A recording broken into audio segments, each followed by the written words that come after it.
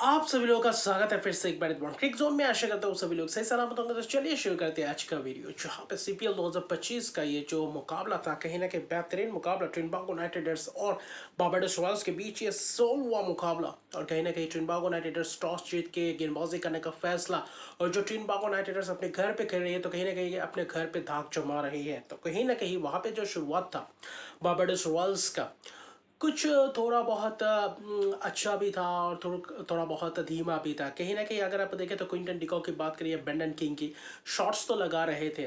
Quinton de Kock को ज़बरदस्त कुछ चौके, एक आध चौके लगाया, लेकिन उस हिसाब से नहीं जिस हिसाब से चलना चाहिए था। क्विंटन डिकॉक का जैसे खिलाड़ी को पावर प्ले में अच्छी खासी यूटिलाइज करने को जाना चाहते हैं, जिसके बदौलत 15 गेंदों में 17 रन बनाए।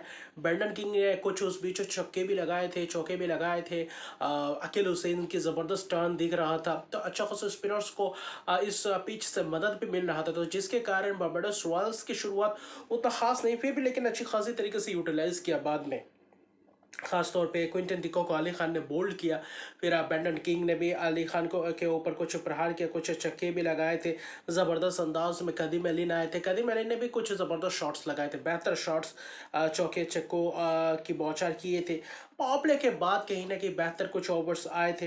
अकील हुसैन के ऊपर कहीं ना कहीं करारा प्रहार था कदीम अली का, जिसके बदौलत एक अच्छी खासी स्कोर पनपता हुआ दिख रहा था। पार्टनरशिप्स भी ज़बरदस्त दिख रहे थे, लेकिन सुनील नारायण ने जो उस बीच ओवर्स किए थे, जो स्पेल किए थे इस मैच में, वो कहीं ना कहीं काबिल तारीफ है। उनके खिलाफ कहीं ना कहीं रन बटोरना ही मुश्किल था। जो लाइन और लेंथ अच्छी खासी गेंदबाजी कर रहे थे, और वहाँ पे रूम बिल्कुल भी नहीं दे रहे थे, चाहे कोई भी बल्लेबाज हो। शॉट्स मारना उतना आसान नहीं था, सिंगल्स डबल्स ऐसे करके 3 रन 4 रन ऐसे करके ओवर्स में दे रहे थे। लेकिन उसके बाद रसल आते हैं, रसल के ऊपर करारा प्रहार भी होता है और रसल विकेट्स भी चटकाते हैं। कहीं ना कहीं ब्रेंडन किंग को चलता किया, पूरन के हाथों कैच दे बैठे थे, और ब्रेंडन किंग कहीं ना कहीं बेहतर दिख रहे थे। 29 रन बनाए थे, रन बॉल के करीब खेल रहे थे। कदीम एलिन भी वैसे ही कोशिश कर रहे थे, बीच बीच में चौके चक्के, और जो शुरुआती क्षण में जो रन बना रहे थे, बीच में थोड़ा बहुत धीमा सा हो गए थे कदीम एलिन। जबकि दूसरी तरफ से शेरफन रदरफोर्ड आए हुए थे। शेरफन रदरफोर्ड ने आने के बाद कुछ करारा प्रहार किया, मोहम्मद आमिर के ऊपर करारा दो छक्के भी बरसाए। वहां पे मोहम्मद आमिर ने चलता किया, कदीम एलिन को तो बेहतर दिख रहे थे, और मोहम्मद अमीन ने भी विकेट चटकाया, लेकिन कहीं ना कहीं उनके खिलाफ भी अच्छा खासा प्रहार होता हुआ दिख रहा था। तो कदीम एलिन कहीं ना कहीं 41 रन बनाया, शेरफन अदर पर वो जो 45 रन बनाया, वहां पे छक्के चौकों की बौछार थी। आखिरी के 3-4 ओवर्स में पूरी तरीके से रोन दिया था गेंदबाजों को, जिसके बदौलत कहीं ना कहीं एक अच्छी खासी बेहतर स्कोर तक पहुंचे, 178 रन की एक शानदार पारी। और आखिर में कहीं ना कहीं रॉबिन पॉवेल कप्तान ने आकर जो केमियो पारी खेला, जो 15 गेंदों में 31 रन, वो कहीं ना कहीं महत्वपूर्ण था। शेरफोर्ड रदरफोर्ड 22 गेंदों में 45 रन 4 छक्के लगाए, यानी कि आखिर में शेरफोर्ड रदरफोर्ड और रसल की धुआंधार बल्लेबाजी देखने को मिला, और वहां पे भी सफल रहे दोनों बल्लेबाज। चाहे अली खान के ओवर में 20-23 रन की बात करें, वहां पे पोवेल के छक्के पे छक्के, चौके पे चौके, शेरफोर्ड रदरफोर्ड छक्के लगा रहे हैं। एंड्रू रसल्स को तो वहां पे जबरदस्त था, एंड्रू रसल ने ही चटकाया था शेरफोर्ड रदरफोर्ड को, लेकिन उसके बावजूद रॉबिन पॉवेल का बल्ला बोला, जिसके बदौलत 178 तक पहुंचे थे, वरना 160 55-60 के करीब ही रह जाते। और ऐसे करके एंड्रू रसल 3 विकेट चटकाते, 41 रन रॉबिन पॉवेल का भी विकेट गिरता है, रसल चटकाते हैं। वही कदम ने 41 रन, शेफर्ड रदरफोर्ड 45 रन, तो ऐसे बीच में बेहतर बल्लेबाजी किया।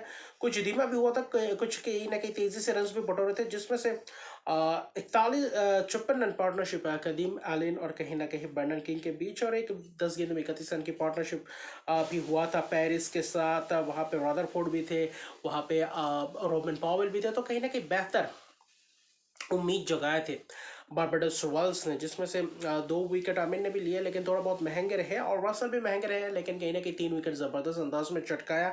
लेकिन नारायण 4 ओवर सिर्फ 16 रन, तो इससे बड़ी उपलब्धि क्या ही आप मान सकते हैं। लेकिन 179 रन के लक्ष्य में जो शुरुआत है कॉलिन मुंड्रो और एलेक्स हिल्स का, कॉलिन मुंड्रो कहीं ना कहीं अच्छा खासा ये सीजन चल रहा है सीपीएल में, और कॉलिन मुंड्रो कहीं ना कहीं बेहतर प्रदर्शन करते जा रहे हैं, और शुरुआत अच्छा खासा अगर बखूबी अगर देखें तो बखूबी अंदाज में बल्लेबाजी करते हैं, खूंखार अंदाज में बल्लेबाजी करते हैं, तो कहीं ना कहीं बेहतर हो जाता है। आने वाले समय में जो बल्लेबाज होते हैं वो कहीं ना कहीं फायर पावर उनके अंदर रहता है, और वहाँ पे आकर बस छोटी छोटी पारी खेलना पड़ता है तेजी से, तो वहाँ पे भी सफल रहते हैं। ट्रिनिडाद यूनाइटेड्स की ये बैटिंग लाइनअप ज़बरदस्त है, जिसके कारण जो सलामी चोरी जो काम करके जाते हैं, जो काम करके जाते हैं, जितने भी चेज हो या चाहे पहले बल्लेबाजी हो, वहां पे आसान हो जाता है मिडिल ऑर्डर बल्लेबाजों के लिए, और वही हुआ इस मैच में भी। कॉलिन मुनरो कहीं ना कहीं बेहतर दिखते हुए, चाहे क्रिस ग्रीन को तो पूरी तरीके से आरे हाथों लिए छक्के चौके के बौछार किए। क्रिस ग्रीन जब जब आया कॉलिन मुनरो उनके सामने पाया गया और कॉलिन मुनरो का बल्ला बोलता ही चला गया था। इतान बोच को भी छक्के चौके लगाए, नो बॉल का भी चौका था, तो बेहतर दिख रहे थे। रेमन सिमंस ने कॉलिन मुनरो एक टॉप एज लगा था, क्या छूटा था ब्रेंडन किंग और जोमेल वालिकन द्वारा बनना, वहां पे भी खत्म हो चुके थे। 24-25 रन बनाकर चलते बनते, लेकिन उसके बाद जो मौका मिला और फिर पीछे मुड़कर देखा नहीं, और वही कॉलिन मुनरो के साथ इस सीजन में होता जा रहा है। एक जीवनदान मिलता है और वो कहीं ना कहीं बेहतर समझते हैं। डेनियल सिम्स बेहतर शुरुआत करते हैं। रेमन सीमंस पावर प्ले के आखिरी ओवर में एलेक्स हिल्स को चलता कहते हैं। एलेक्स हिल्स भी कुछ शॉट्स लगाते, जबरदस्त चौके छक्के लगाते हैं, 19 रन बनते हैं। फिर किसी कर्टी आते हैं, किसी कर्टी को जोमेल वालिकन चलते करते हैं, कट मारते हैं और वहां पे जबरदस्त कैच, सिर्फ एक रन बनाते हैं। कदीम एलन के बेहतर 100 कैच बैकवर्ड पॉइंट द्वारा, या फिर आप शॉर्ट टूर्नामेंट भी कह सकते हैं। तो बेहतर उस दौरान 2 विकेट गए थे। सलामी जोरी के बीच 55 रन की पार्टनरशिप पावर प्ले जबरदस्त घटा था। उसके बाद कौन आया? उसके बाद आए आपके कप्तान निकी पी, और निकी पी ने आकर जो बल्ला उनका बोला है, जो कप्तान ने, जो रॉबिन पॉवेल ने किया था, वो काम निकोलस पूरन भी कर रहे थे। और कहीं ना कहीं पूरी तरीके से क्रिस गिन के ऊपर हावी रहे, लगातार 2 छक्के। कॉलिन मुनरो यानी कि बाज नहीं आ रहे थे।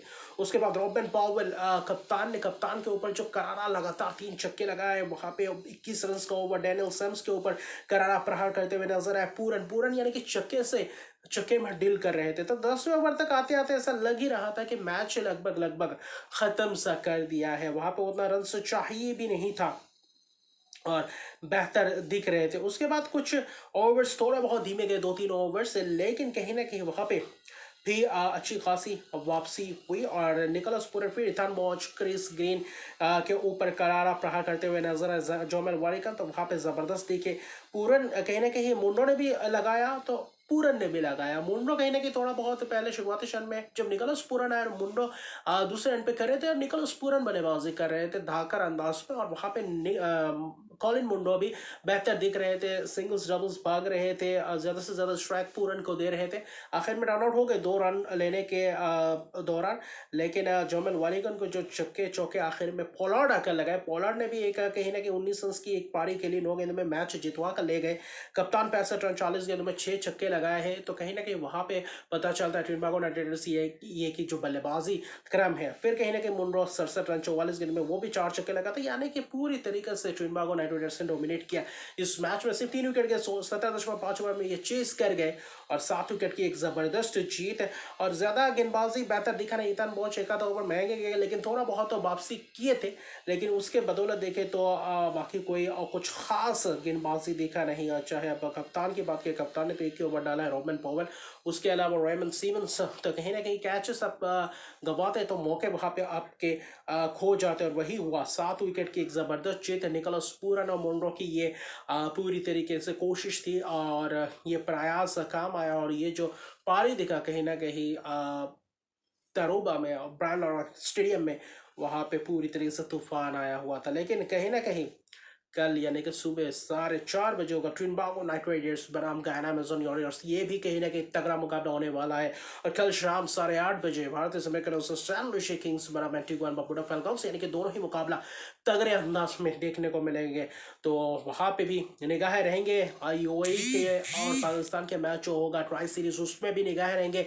बांग्लादेश वहाँ पे नेदरलैंड्स के खिलाफ खेलेंगे T20 सीरीज। फिर देखें तो एशिया कप तो भारत, और फिर दक्षिण अफ्रीका इंग्लैंड का भी सीरीज होने वाला है, तो वहाँ पे भी निगाह रहेंगे। तो यानी कि ये फुल पैक्ट सितंबर मैच रहेगा। और कहीं ना कहीं उसके बाद महिला की क्रिकेट वर्ल्ड कप और वुमेन्स वर्ल्ड कप 2025 का आगाज होने वाला है 30 सितंबर से। तो वो तो एक लाजवाब